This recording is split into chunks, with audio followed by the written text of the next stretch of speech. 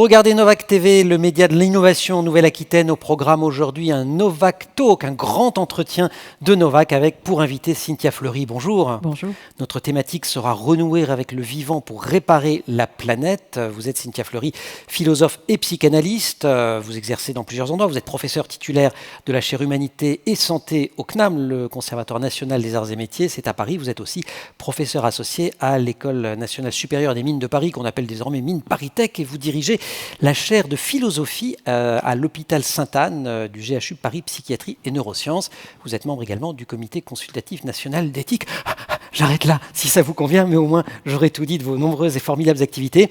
Vous avez publié également de nombreux ouvrages. Le dernier s'intitule « 6J, l'amère comme l'amertume, guérir du ressentiment » qui est sorti chez Gallimard. Alors, renouer avec le vivant pour réparer la planète.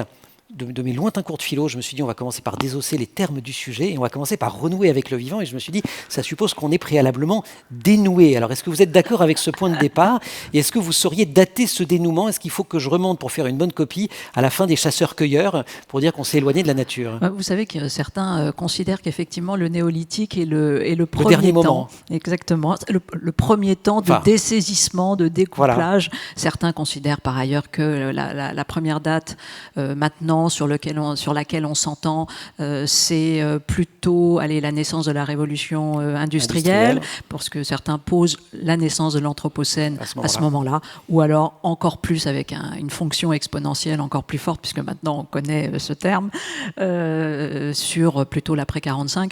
Bon. Anthropocène, on va peut-être traduire le terme pour celles et ceux qui ne le connaîtraient pas. L'Anthropocène, c'est tout simplement la manière dont les géologues considèrent que la première force géologique de transformation de la Terre et des systèmes Terre, c'est nous, ce sont les activités humaines. Et donc, alors vous datez où, vous, sur ce dénouement? Alors, je vais rendre la chose encore plus compliquée, puisque vous avez une très jolie notion qui va expliquer la difficulté pour répondre à votre question, qui s'appelle l'amnésie environnementale générationnelle. C'est une notion qui a été développée par Peter Kahn, par Suzanne Clayton, par ma collègue le plus proche de nous, Anne-Caroline Prévost, au Muséum. Et cette amnésie que vous avez voulu amnistier. Cette amnésie générationnelle fait que vous datez en fait la détérioration du lien avec la nature. Vous considérez que le temps référentiel est le temps de votre naissance. Et c'est d'où le fait que, hélas, comme le temps, c'est un éternel recommencement. Voilà, c'est un éternel recommencement, et que nous manquons quand même plusieurs types de déclassement de ce lien avec la nature. En gros, on peut considérer que le shift se fait quand ce qu'on appelle les expériences de nature deviennent indirectes et non pas directes. Les expériences de nature indirectes, c'est quand vous prenez rendez-vous avec la nature, et ça, on a tous fait ça. On a les week-ends, les vacances, on a tous visité avec l'école les forêts qui étaient aux alentours, etc. Nos aînés ne prenaient pas rendez-vous avec la nature. Ils allaient à l'école, ils traversaient une forêt, etc. Donc ils étaient en expérience directe, et nous, on a plutôt aujourd'hui des expériences de nature indirectes, et on a aussi des expériences de nature dites vicariantes, c'est-à-dire essentiellement par d'autres biais, et notamment les jeux vidéo, les produits culturels qui, alors là, ont c'est fantastique. on va voir Into the Wild au cinéma. Voilà, donc ça c'est merveilleux, sauf que on n'y est pas. Cynthia Fleury, alors renouer avec le vivant, évidemment, j'ai regardé Réparer la planète après, puisque c'est le sujet.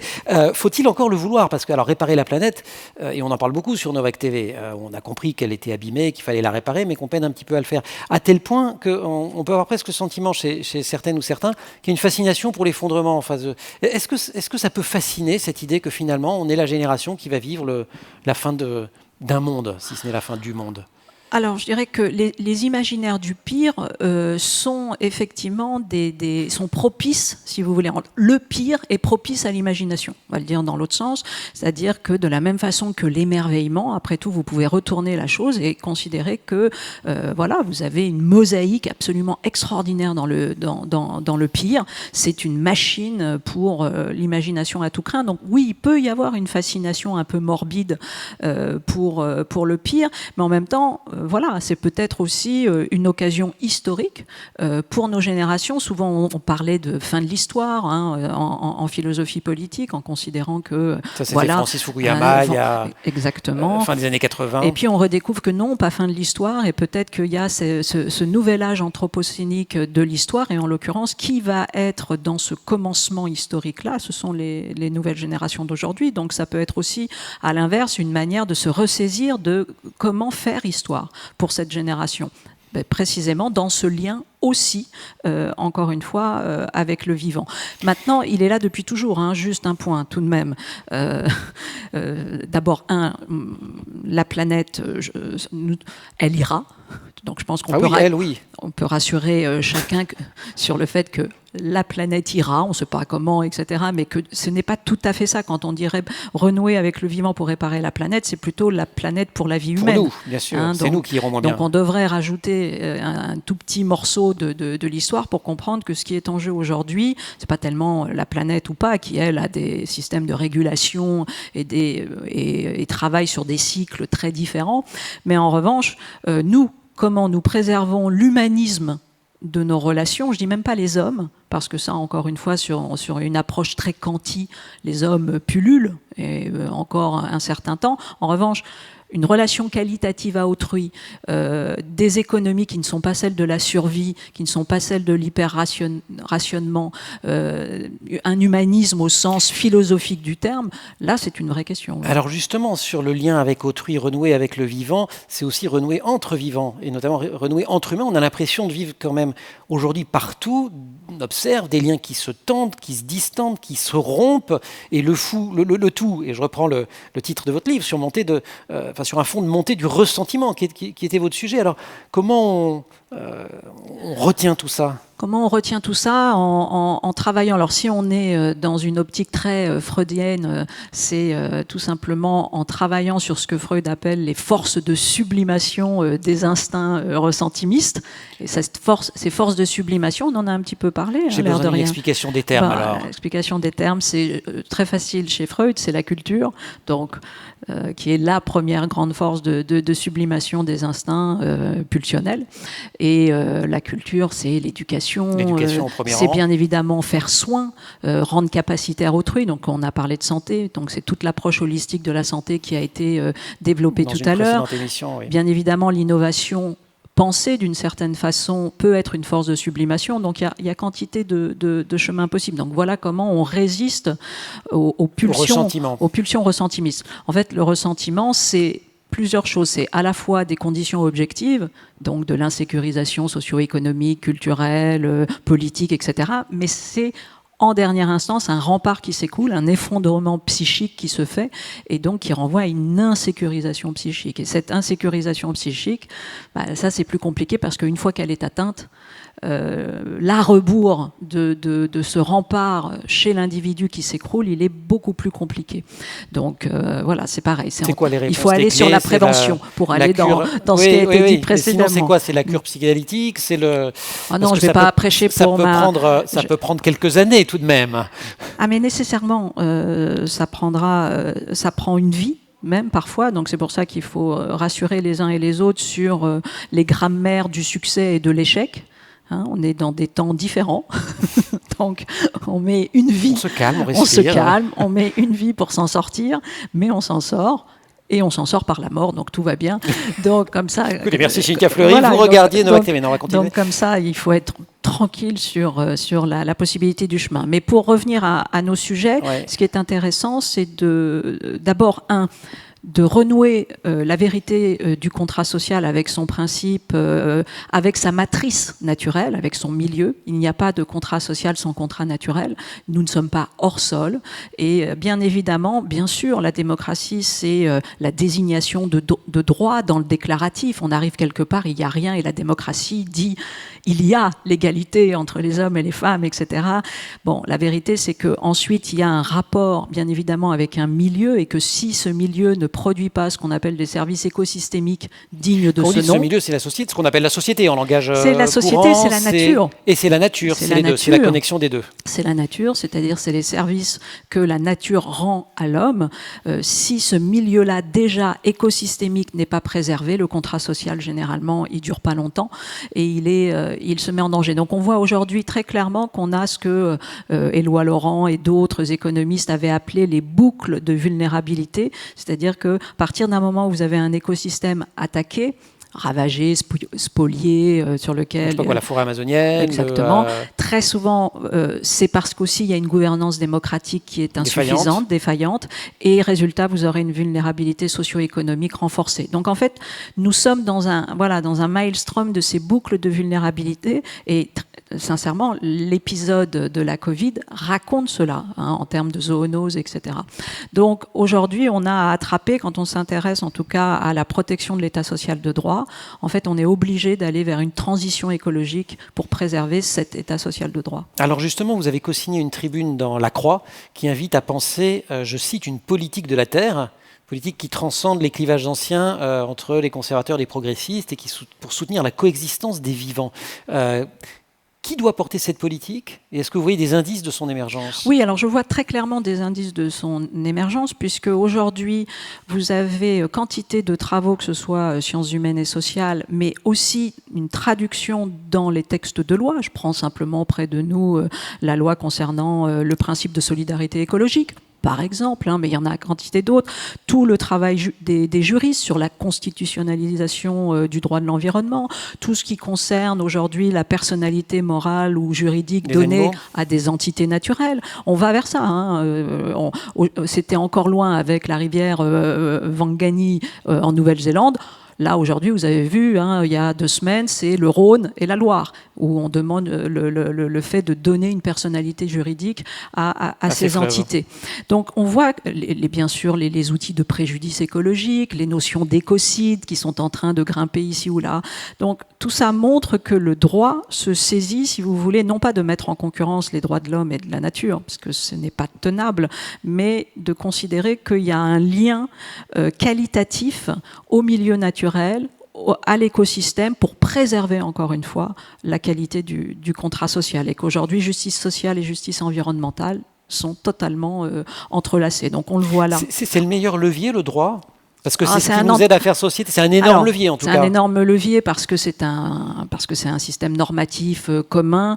Mais effectivement, vous avez raison, il est insuffisant. Il est insuffisant parce que le premier grand levier, on l'a dit tout à l'heure, c'est le levier culturel, c'est le levier de l'éducation. On a des nouvelles générations qui sont d'ailleurs assez à l'écoute de cela, c'est-à-dire qu'ils se sont saisis pas d'un réquisite, mais d'une obligation un peu morale de se soucier de le réchauffement climatique, qui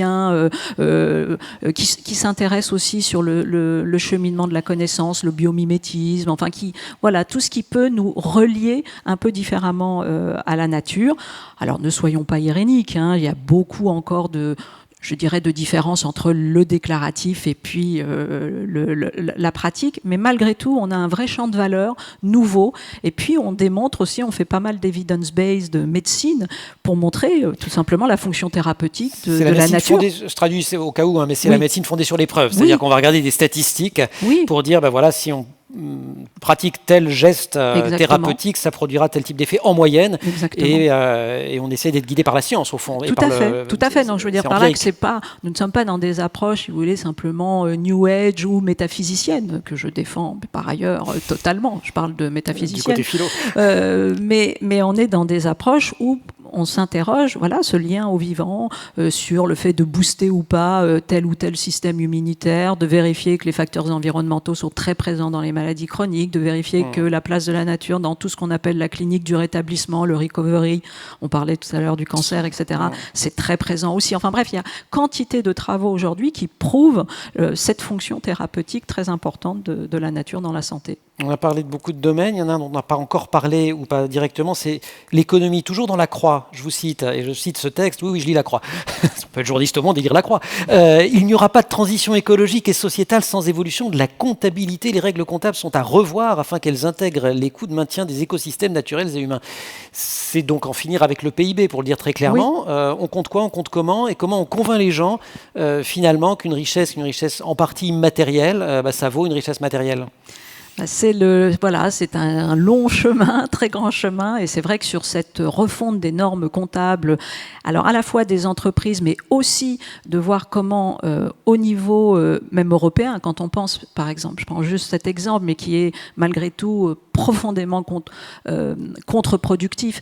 Vous avez vu que les directives européennes nous ont fait changer de comptabilité, de normes justement de normes comptables, calculée, oui. Voilà, et que petit à petit, il a fallu inscrire dans le PIB les chiffres qui étaient liés à l'économie de la drogue, à l'économie de la prostitution, à l'économie clandestine, etc.